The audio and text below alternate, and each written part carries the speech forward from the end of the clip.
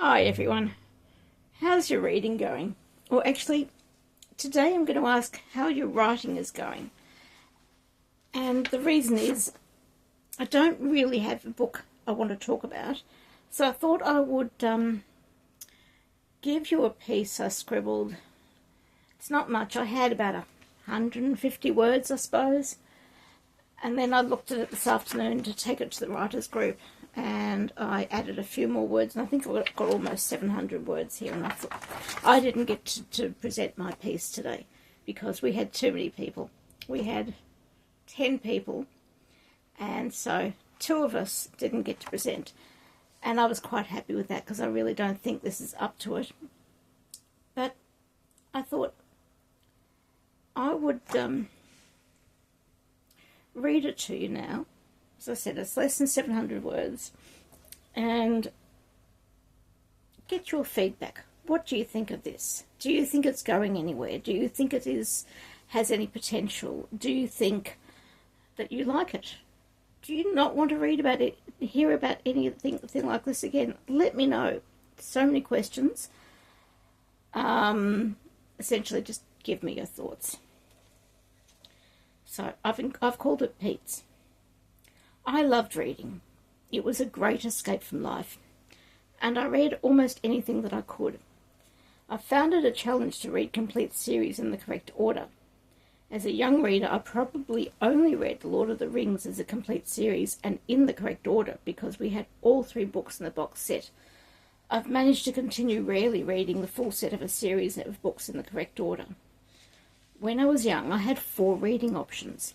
Four places to find books: our home library, our school library, the local library, and bookshops. It sounds like a smorgasbord, but there were limitations. I didn't know how to ask for a book none of these 4 places had. I didn't know that you could ask a bookshop or a library for a book that they didn't have. Nor was I flush with funds to buy books for a bookshop with new books. My book buying was limited to Pete's paperbacks. A long-held memory of a second-hand bookshop sitting under or near the railway line in Glenfrey Road, Hawthorn. It held a table or 2 of science fiction books for 20 cents each. I could afford 20 cents, sometimes. In those days, we received 2 cents more than our age for pocket money. A similar price now would probably be $5 to $15 for a good science fiction book, depending on the title and popularity. But at Pete's, the 20 cent table was a joy to me. I know there were other book options in the shop, but I have no recollection of the shelves or what might have been on them. Going back to pocket money, though. When I was 10 years old, I received 12 cents each week.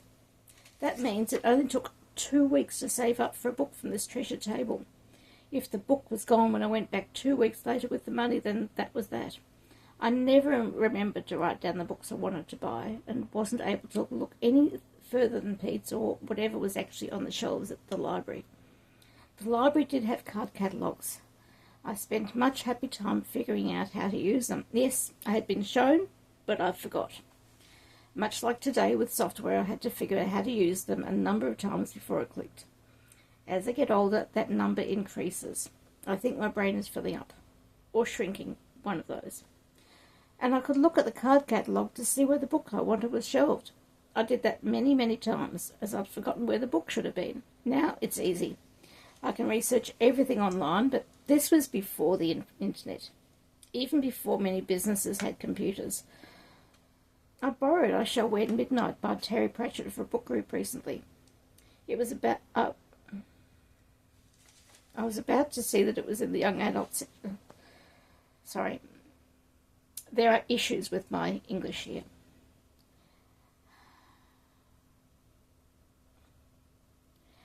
I googled it to find that it was in the young adult section, and I knew where that was, so I walked straight there.